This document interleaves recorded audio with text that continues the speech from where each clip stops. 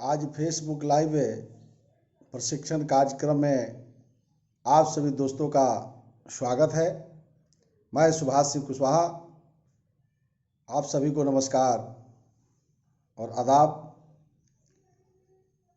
बिहार पंचायत राज act का जो प्रशिक्षण कार्यक्रम पिछले 6 मई से लगातार हम लोग प्रशिक्षण कार्यक्रम में भाग ले रहे हैं और आज पुनः आपके सामने पंचायत एक्ट को लेकर के मैं उपस्थित हूं।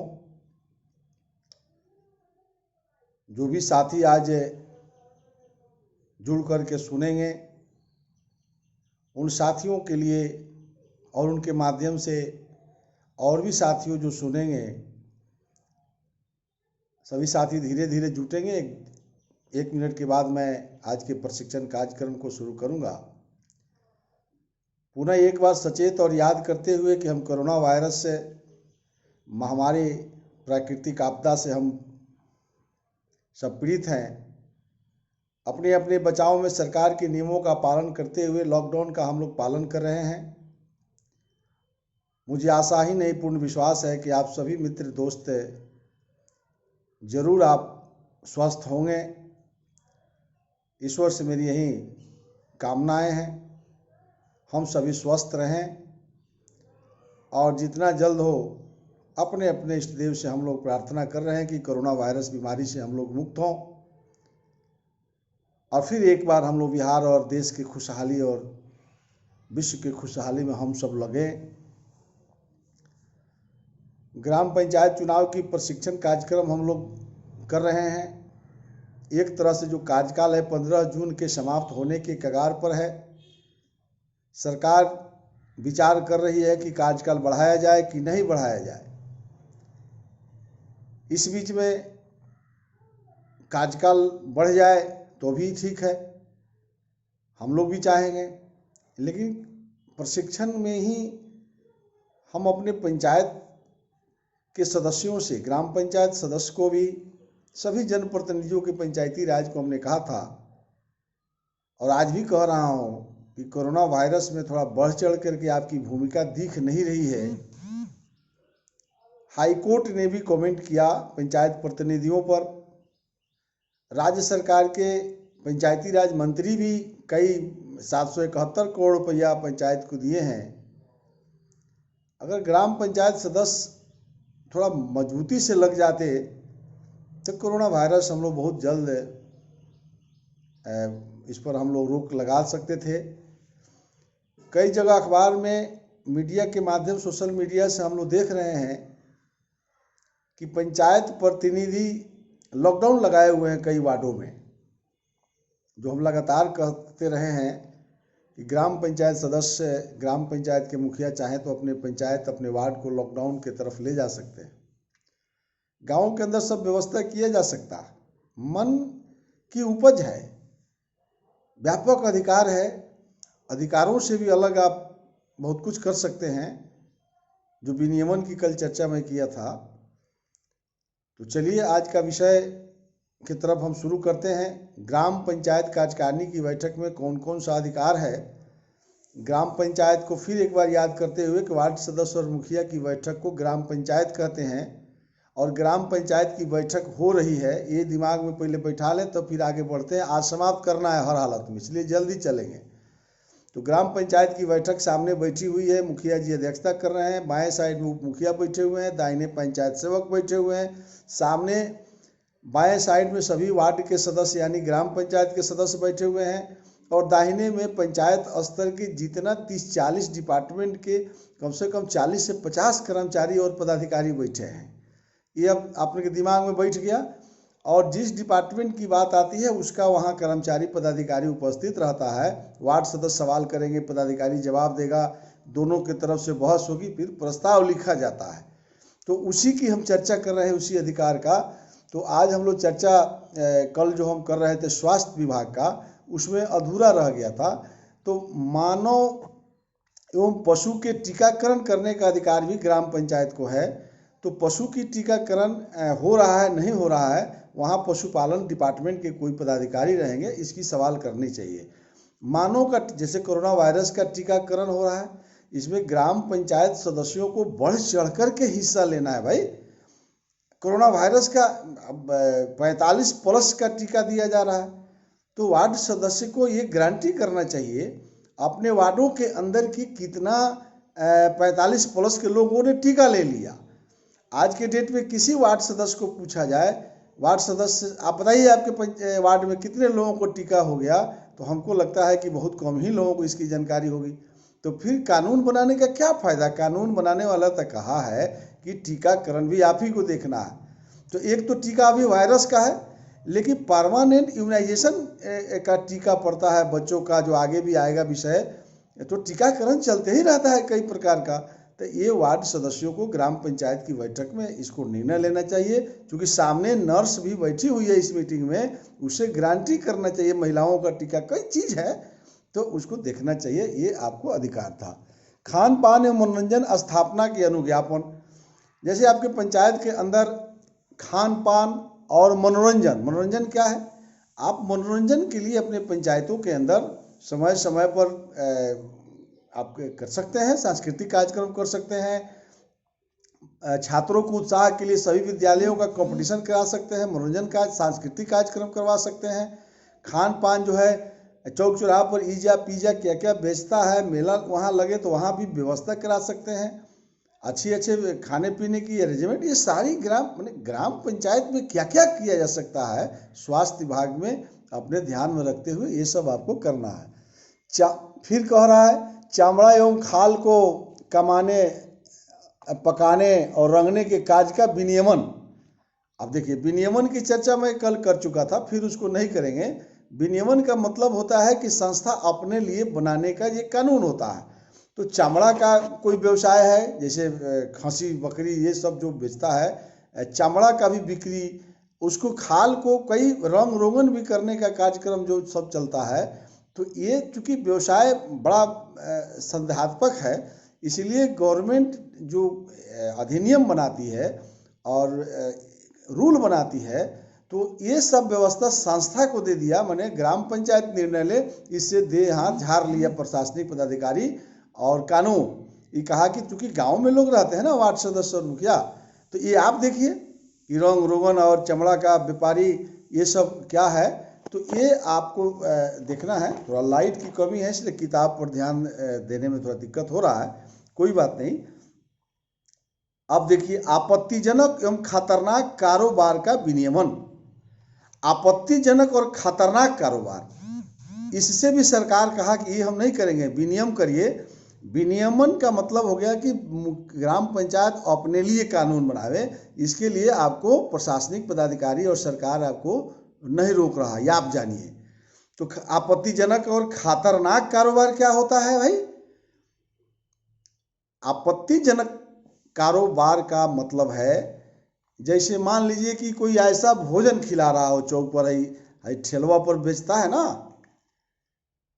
कि पिज़्ज़ा, तो एग रोल, तो क्या क्या जो होता है, ये आपत्तिजनक है। स्वास्थ्य विभाग के हिसाब से ये ठीक नहीं है। तो इस चूँकि कई बीमारी फैल जाती है, तो ये कह रहा है ग्राम पंचायत स्वयं निर्णय ले कि 10 दिन के घरे से बना के तो नहीं बेच रहा है, आपत्तिजनक सामान है वो, इसलिए खतरनाक। अब खतरनाक क्या है? आप देखते होंगे गांव में झूला लगाता है, अब ऐसा नचाता है कि लगता है कि आदमी मर जाएगा, पटाखा बेच रहा है, तो ये सब खतरनाक है। तो इसको कह रहा है कि ग्राम पंचायत निर्णय स्वयं ले कि मेला वाला में कोई खतरनाक ऐसा मत कर दे कि जे लोगों को डर जाए, कोई पटाखा कहीं बेच रहा है, कोई अवैध रूप से कोई कर रहा है, तो ये सब खतरनाक कारोबार में आता है। आपत्तिजनक जो विषय है उसको कह रहा है कि ग्राम पंचायत इसको स्वयं देखे, ये अधिकार है। महिलाओं और बाल विकास, बाल विकास जो होता है ना, आंगनबाड़ी, और महिला भी उसमें जुड़ी हुई है, इसके विकास के लिए, चूँकि सामने फिर याद कीजिए, सामने आंगनबाड़ी की सभी सेविका उपस्थित है। एक पंचायत में 8 गो 10 गो सेविका होती है, तो उस सेविका सब बैठल है सामने। समय मिलेगा तो मैं अमित जी सबका जवाब हम देंगे। इम्तियाज भाई, आप सबका हार्दिक स्वागत है, अभिनंदन है। चूंकि 4 दिन हो गया ग्राम पंचायत कार्यकारिणी के अधिकार को बताते बताते, अब कितना खींचेंगे भाई, बड़ी लंबा है, 3 महीना लगेगा हमको ये ट्रेनिंग देने में। हम वो थोड़े हैं कि आप हरदम बोलते हैं कि रात भर में, आज सब साँझ के मुखिया का रिजल्ट निकला, सवेरे पूछिएगा तो कहेगा कि अब सारा कानून जान गए। ग्राम पंचायत कार्यकारिणी वार्ड सदस्य मुखिया का अधिकार बताने में हमको 4था दिन हो रहा है, नहीं सुधेगा तो फिर अब कई दिन खींचेंगे, सुनने वाला भी सब भाग जाएगा। अब वार्ड सदस्य मुखिया कहता है कि हम सब जानते हैं, हमको किताब पढ़ के समझाने में लग गया 4 दिन। अब इतना बड़ा अधिकार अगर भारत सरकार, राज्य सरकार ने दे दिया है, तो अब नहीं होगा तो कहिया होगा। तो इसलिए थोड़ा हमको बढ़ने दीजिए तेजी से। महिला एवं बाल कल्याण कार्यक्रमों के कार्यान्वयन, अब बाल विकास परियोजना क्या है, आंगनबाड़ी का केंद्र ठीक हो गया, वहाँ पोषाहार 98 या 99 लोगों का पोषाहार जाता है। हर आंगनबाड़ी केंद्र पर 40 बच्चे को लिए नामांकन होना चाहिए, उसका पोषाहार की व्यवस्था आप सब जानते हैं कि आंगनबाड़ी पर जो है आपको 0 से ही वहाँ पर पोषाहार की व्यवस्था होती है। 0 से 3 40 और 3 से 6 40, 80 बच्चा का जन्म हो गया उस दिन से पोषाहार। माँ गर्भवती होगी, महिला माँ जिस दिन से गर्भवती हो गई उसी दिन से पोषाहार की व्यवस्था आंगनबाड़ी केंद्र से करना है उसको, वैसी माँ को। फिर बच्चे होने के बाद भी उसको जो है 6 महीने तक उसको भोजन की, माँ की भोजन की व्यवस्था करना है। फिर उस बच्चे की टीकाकरण हो रहा है कि नहीं, इसकी व्यवस्था करना है। ये कह रहा है कि ग्राम पंचायत को ही सुनिश्चित करना होगा। तो सामने अगर ग्राम पंचायत कार्यकारिणी की बैठक में मुखिया जी आंगनबाड़ी के सेविका को बुलाते तब तो न बात होती। आज आंगनबाड़ी की सेविका अगर मीटिंग में नहीं आएगी तो वार्ड सदस्य और मुखिया जाल बजाएंगे बैठ के। इसलिए इस पर मैं बहुत जोर दे रहा हूं कि जब तक ग्राम पंचायत कार्यकारिणी की बैठक सुचारू रूप से नहीं चलाइएगा, बिहार का कोई माई बाप नहीं है। इसलिए मैं बार बार जोर दे रहा हूं कि कार्यकारिणी की बैठक में आंगनबाड़ी की सेविका 12-13 गो है, एक आंगनबाड़ी का रिव्यू करिए, तब न समझ में आएगा। शिक्षा, स्वास्थ्य, पोषण कार्यक्रम, शिक्षा भी ठीक है कि नहीं, उसका स्वास्थ्य का मतलब इम्यूनाइजेशन का कार्यक्रम उसको मानक रूप में दिया जा रहा है कि नहीं। जरा से भी सेविका को लगता है कि इस बच्चे में कोई बीमारी है तो मेडिकल कैंप लगाने की व्यवस्था भी आपको निर्णय लेना है। ग्राम पंचायत में निर्णय ले लीजिए, वहाँ पर ANM भी बैठी हुई है, वहाँ आंगनबाड़ी की सेविका भी बैठी, खोजना जाना है। जौन पदाधिकारी खोजिएगा सामने मौजूद है।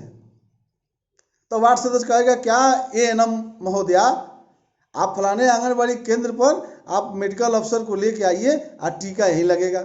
मृत्यु प्रमाण पत्र देना है, जन्म प्रमाण पत्र देना है आंगनबाड़ी की सेविका को। अब सरकार क्या करे, सरकार ने एक्ट बना दिया, हम हरदम बनाते हैं, और प्रशासनिक पदाधिकारी ने भी अपना नियमावली बना दिया, और आपको जो है विनियम बनाना है तो नहीं हो रहा है। तो ये हमको महिला एवं बाल विकास में बहुत कुछ किया जा सकता है, अभी और कुछ है।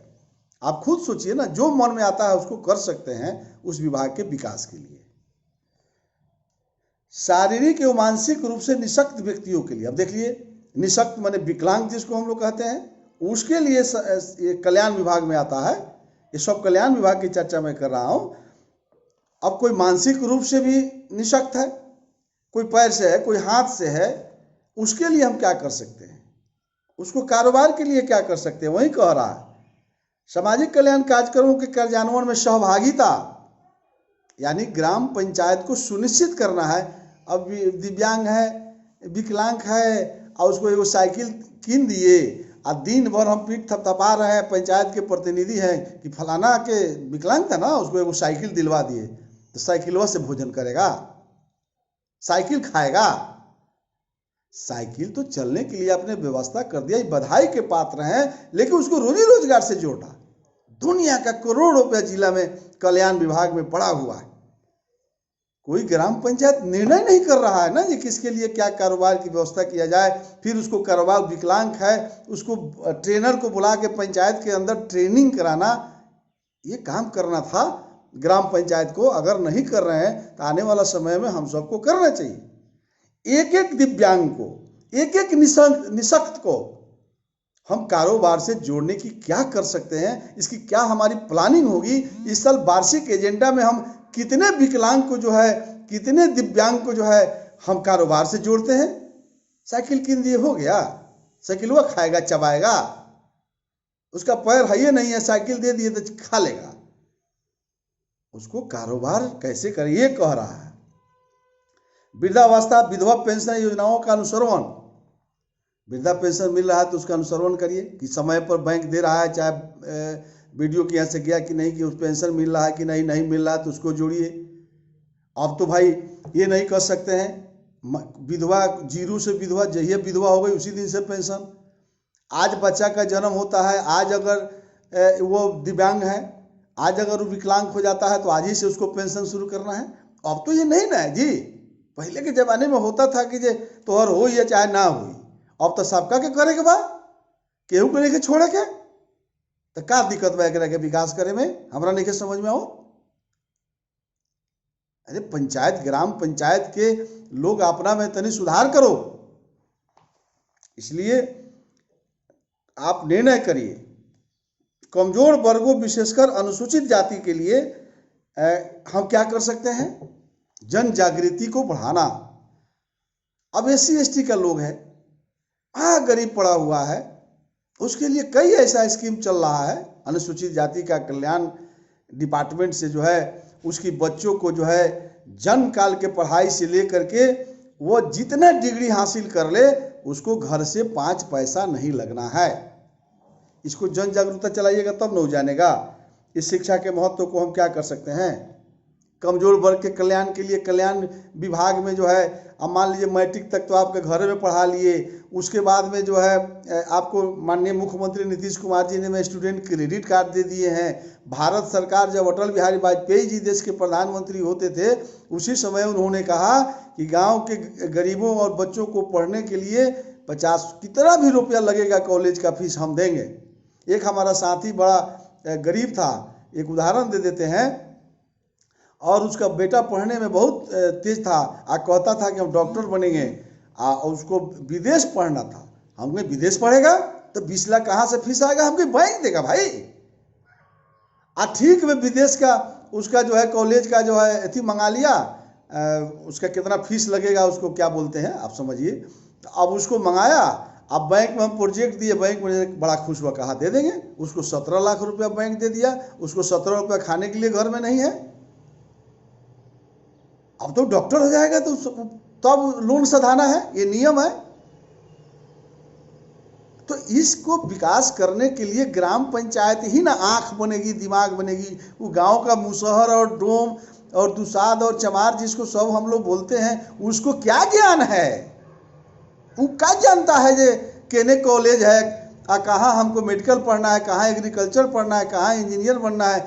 घर से लग रहा है ग्राम पंचायत को वार्षिक एजेंडा बनाना कि इस साल हमको 50 विद्यार्थी को बैंक से लोन दिलवा करके देश के कोने कोने में डिग्री दिलवा देना है। प्रोजेक्ट बनाना पड़ता है। इस साल हमको कौन कौन काम करना है, कितनी SC ST लोगों को बिजनेस करवा देना है, कितने SC ST के बच्चों को जो है हमको पढ़ा करके इंजीनियर डॉक्टर बना देना है। मजा आएगा जब इसके अंदर घुसिएगा ना। जैसे हम बोलते हैं तो हमको बड़ी खुशी होती है, हमको लगता है कि क्या मैं आज काम किया हूं। कुछ लोगों पर तो असर हम लोग डाल पावे आप सब मिल करके। आप हमको सुने, आप भी गांव में बताइए, जागरूक करिए लोगों को। लेकिन जिसके हाथ में हम कितनों बोल रहे हैं ना, कुर्सी का बड़ा महत्व है। आप हम लोग कितनों होशियार हो जाएंगे, लेकिन एक मुखिया हो जाइए, एक वार्ड सदस्य हो जाइए, गांव के विकास के लिए इससे बड़ी कुर्सी नहीं होती है। MP हो जाइएगा मजा लेने के लिए। विधायक और MP को क्या पावर है। जो विधायक हो गया वो राज जोग है, उसको ट्रेन फ्री, प्लेन फ्री, भोजन फ्री, इलाज फ्री, आवा जावा फ्री। एमपी हो गया, दुनिया में घूमिए, विदेश जाइए, सब सरकार के रुपए से घूमिए, लेकिन गांव के लोगों के लिए फंड भेजने के अलावा भोजन की व्यवस्था नहीं कर सकता है। लेकिन वार्ड सदस्य और मुखिया भोजन दे सकता है, वो जीवन का दाता है, वो जीवन बना सकता है।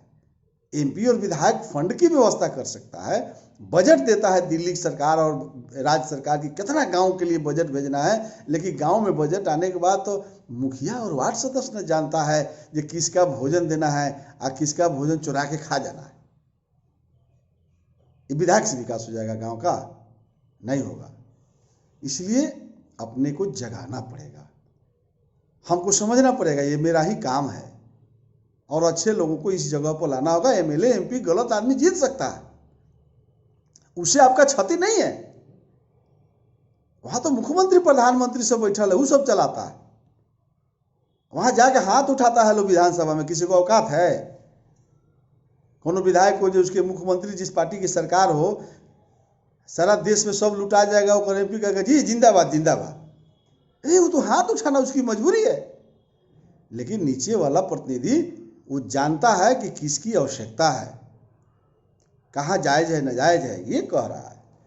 जन वितरण प्रणाली पर आइए, अब फिर आइए।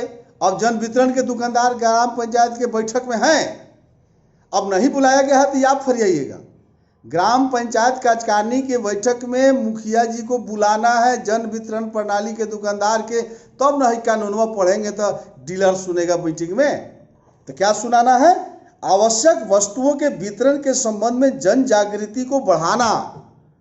जो खाद्यान्न बांट रहा है उसको देखना और लोगों को बताना कि इतना किलो मिलता है, इतना रुपया देना है, वजन है इतना है, इसमें कम नहीं लेना है, ये ग्राम पंचायत को सुनिश्चित करना है। तो डीलर रहेंगे मीटिंग में तब ना उनको डांट फटकार करिएगा या उनकी बात सुनिएगा। जन वितरण प्रणाली दुकानदार के अनुसरण करना है। अनुसरण को मैं कई बार समझाया कि अनुसरण, पर्यवेक्षण और निरीक्षण। तो अनुसरण और पर्यवेक्षण की चर्चा मैं कर रहा हूं, निरीक्षण की चर्चा आज अगर खत्म हो जाएगा तो कल हम करेंगे। अस्थायी समिति, अस्थायी समिति बहुत ताकत होता है। अरे अस्थायी समिति के अधिकार को जब बचाएंगे तो आप सब उछलने लगिएगा, चरपने लगिएगा, जिसकी चर्चा हो सकता है कि कल हो, अभी घोषणा करेंगे हम। अस्थायी समिति को ताकत है निरीक्षण का, फांसी पर चढ़ा देगा किसी को, वार्ड सदस्य और मुखिया, वो हम कल बताएंगे, बड़ा मजगर है। लेकिन आज इसको सुधारने दीजिए जल्दी जल्दी, तब आएगा। तो डीलर जो है रहेगा सामने, तब हम वार्ड सदस्य और मुखिया मिलके डीलर में कुछ कमी उमी हो तो डांट फटकार के फिर ठीक करेंगे। फिर 2 महीना पर तो बैठक में आना ही है ना। 2 महीना में ना डीलर साहब सुधरिए तो उनको हम उठाव बंद कर देंगे। कोई भी कार्रवाई ले सकते हैं।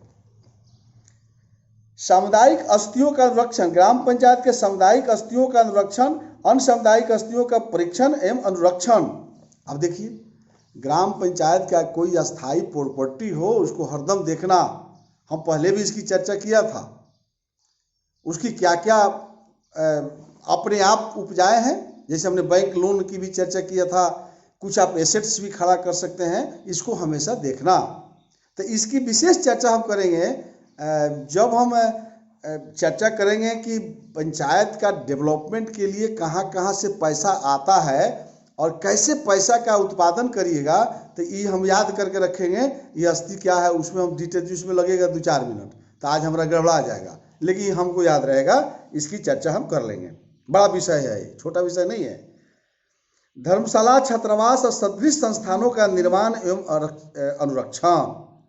अगर पंचायत को लगता है कि हमको धर्मशाला बनाना चाहिए, ये सब में नहीं है, कहीं कहीं बहुत बड़ा बड़ा कोई मंदिर है, कोई बड़ा स्थान है जहाँ लोगों का ठहराव होता है, तो धर्मशाला बना देंगे, छात्रावास बना देंगे बच्चों को रहने के लिए। गरीबी बहुत है, अगर छात्रावास बनाने से बच्चा रहता है तो उसका कुछ फीस तय कर देंगे, पंचायत का आमदनी भी बढ़ जाएगा। प्राइवेट लोग भाड़ा का मकान बना अब पैसा कमा रहा है, शहर के सटे हुए है, पढ़ना है, बढ़िया छात्रावास बना दे अगर ग्राम पंचायत, तो मार्केट का अगर रेट है 1000 रुपया बेड का, तो हम 300 रुपया लेंगे तो भी पंचायत की आमदनी हो गई। अरे आमदनी बढ़ाना अपने में है। ग्राम पंचायत मतलब कि एक संस्था, आपको जरूरत पड़े तो बैंक से लोन लेने की मजा आएगा। अस्थायी समिति की बात हम चर्चा करेंगे उसका। तो ये कह रहा है और उसको देखरेख करना। खटाल काजी हाउस ठेला स्टैंड का निर्माण, ठेला वाला घूम रहा है, आज धूप में छांव में बैठने का जगह नहीं है, खटाल नहीं है, तो ये सारी बनवा सकता है ग्राम पंचायत। ये इन लोगों को ठहरने के लिए ये सब बनाना है और उसको देखना। कसाई खाना का निर्माण, कसाई खाना का भी निर्माण करवाया जा सकता है और उसको देखते रहना, ये भी ग्राम पंचायत का अधिकार है। सार्वजनिक पार्क, खेलकूद का मैदान आदि का अनुरक्षण, यदि कोई सार्वजनिक पार्क हो, यह आप हो सकता है पंचायत समिति को यह अधिकार है बनाने का, उसकी चर्चा करेंगे। जिला परिषद बनवा देगा पार्क आपके पंचायत में, उसके पास ज़्यादा पैसा रहता है। कोई मुखिया विधायक बनवा सकता है पार्क, सांसद जी बनवा देते हैं, लेकिन उसको देखना काम है ग्राम पंचायत का। अभी ना जब विधायक जब बनौले बना तो वो देखिए हैं, MP बनौले बना तो वो देखिए हैं, आ कलेक्टर बनौले बना तो वह जानस ना।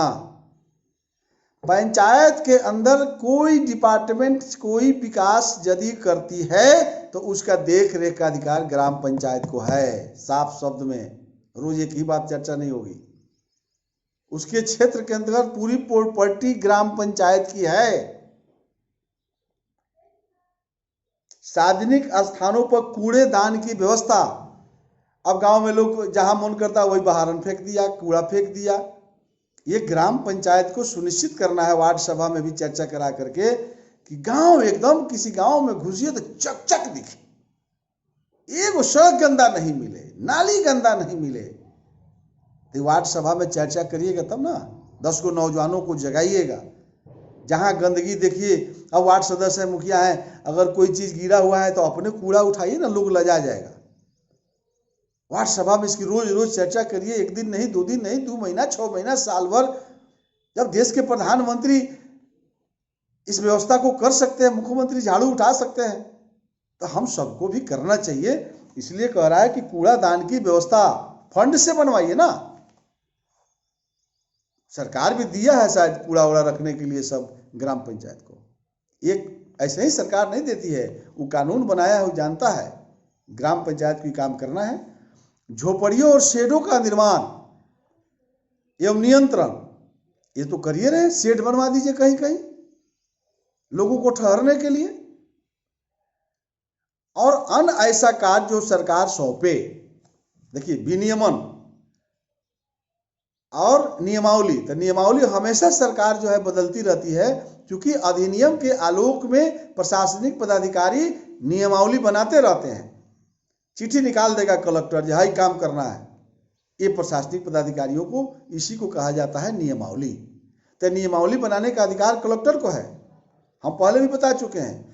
कानून बनाने का अधिकार विधानसभा और लोकसभा 2 ही देश में संस्था होती है, केंद्रीय विधायिका और राज्य विधायिका। एक बार फिर याद करा देते हैं, तो केंद्रीय विधायिका कानून बनाती है और राज्य विधायिका कानून बनाती है, और ब्यूरोक्रेट्स जो है वह रूल बनाते हैं, नियमावली बनाते हैं कि सरकार के कानून को हम पालन कैसे करें।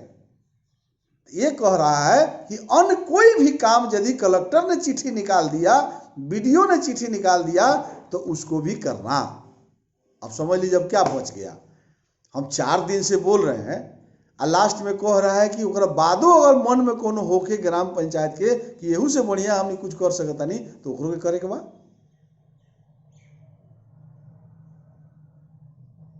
रामकृष्ण कुशवाहा जी, रणधीर भाई, अमित पासवान जी को बहुत बहुत नमस्कार। सबको नमस्कार, जितने लोग आज सुन रहे हैं। बहुत लोग कमेंट में सो दिखते हैं, अब 400-500 लोग तो ऐसे देख रहे हैं जो कमेंट नहीं देते हैं, ठीक है, सब कुछ सुनना। 23 धारा, ये भी अधिकार है ग्राम पंचायत का। ग्राम पंचायत के कार्यों का आवंटन अब देख लीजिए। वन का प्रबंधन अनुरक्षण ग्राम पंचायत को अगर वन डिपार्टमेंट जो है फॉरेस्टर, वो चाहे तो अपने काम को ग्राम पंचायत को दे सकती है। तो ग्राम पंचायत भी एक निर्णय ले ले कि यहाँ जो है सब वृक्षारोपण हम ही करेंगे, तो जो फॉरेस्ट डिपार्टमेंट है उससे संपर्क करके वो इस डिपार्टमेंट को दे सकती है आपको। अशोक सहनी जी, आपको भी बहुत बहुत धन्यवाद।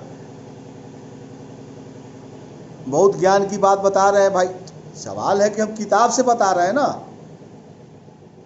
आप अगर हमारा प्रशंसा कर रहे हैं तो अच्छी बात है, लेकिन सब लोग मिल के हमको करना। पंचायत क्षेत्र में अवस्थित सरकारी पड़ती जमीन, चरागाह या खाली पड़ी हुई जमीन का प्रबंधन ग्राम पंचायत को सौंप सकेगी। अगर ग्राम पंचायत इच्छा रखती है कि जो सरकारी पड़ती जमीन, किसी पंचायत में जाइएगा तो एकड़ का एकड़ पड़ती पड़ा हुआ जो अंचलाधिकारी का हाथ में है। अगर किसी पंचायत को लगता है कि इसको खेल मैदान बना देंगे, चरागाह बना देंगे, तो एक प्रस्ताव लेकर सीईओ को भेज दीजिएगा, और फिर मुखिया जइबे करेंगे पंचायत समिति के मीटिंग में, तो वहाँ सीईओ बैठल रहेगा, प्रमुख बैठे हुए हैं, विधायक सांसद बैठे हुए हैं, तो वहाँ से स्वीकृति मिल जाएगा, आपका हैंड ओवर हो सकता है। ये कह रहा है। ये मैंने देखिए कितना अच्छा दिमाग दे रहा है, लेकिन करने के ऊपर है भाई। सरकार की ओर से भू राजस्व वसूल करने और इससे संबंधित अभिलेखों का संरक्षण कार्यक्रम पंचायत। आप देखिए मालगुजारी जो हम लोग देते हैं अपने जमीन का, अगर कोई ग्राम पंचायत चाहती है, ग्राम पंचायत माने वार्ड सदस्य और मुखिया, हरदम याद रखिए, बैठक भी हो रहा है, सामने कर्मचारी भी बैठे हुए हैं। अगर ग्राम पंचायत चाहती है कि मालगुजारी हम वसूलेंगे, तो सीईओ को हम चिट्ठी देंगे, तो सीईओ को अगर मन होगा तो आपके हैंड ओवर कर देगी, तो आप वार्ड सदस्य मुखिया सब मिल करके जो है एक एक आदमी का मालगुजारी की व्यवस्था वसूलने का। और जो डॉक्यूमेंट्स होता है, जो रजिस्टर 2 है, तो खतिहान है, तो जो कर्मचारी सब रखते हैं, वो भी ग्राम पंचायत अपने हाथ में ले सकती है, ऐसा प्रस्ताव करके ऐसे अन्य कार्यों को सौंप सकेगी। तो प्रबंधन रक्षण का अंतरण किया जाए, सरकार यह दे सकती है। चलिए, ये हम लोग को यही था। अब है 24 में ग्राम पंचायत की समान शक्ति। तो ये हम बता ही रहे हैं, समान शक्ति जो सरकार के आलोक में जो है वो शक्तियां हैं। अब 25 में है अस्थाई समिति। तो अब हो गया, ग्राम पंचायत की बैठक में हम किस किस विषय, किस किस अधिकार का प्रयोग कर सकते हैं, इसके लिए 35 कितना है 31 2 33 नियमावली है की चर्चा हमने 4 दिन में समाप्त किया है। और बहुत डिटेल में जाते तो और लंबी समय लगती। ग्राम पंचायत कार्यकारिणी की बैठक में हम क्या क्या कर सकते हैं हमको पता हो गया। फिर एक बार याद करते हुए समाप्त करेंगे। हमने चर्चा किया, सबसे पहला कदम है वार्ड सभा, उसके बाद का कदम है ग्राम सभा। हमेशा याद रखिएगा, वार्ड सभा पहला, दूसरा स्टेप है ग्राम सभा, तीसरा स्टेप है निगरानी समिति, चौथा स्टेप है ग्राम पंचायत कार्यकारिणी, और 5वां जो स्टेप है पंचायती राज का, जो सबसे पावरफुल जो होता है वह है अस्थाई समिति। जो धारा 25 बिहार पंचायत राज अधिनियम की धारा 25, अगर आप सबके पास किताब होगा तो पढ़ के आते तो जरा बड़ी समझने और समझाने में भी हमको बड़ी आसान होती। और यही धारा लागू नहीं हो रहा है, इसलिए गांव का पैसा लुटा रहा है, कोई सिस्टम नहीं बहाल हो रहा है। ब्यूरोक्रेट्स पर जो है पंचायत प्रतिनिधियों की वैल्यू समाप्त हो गई है।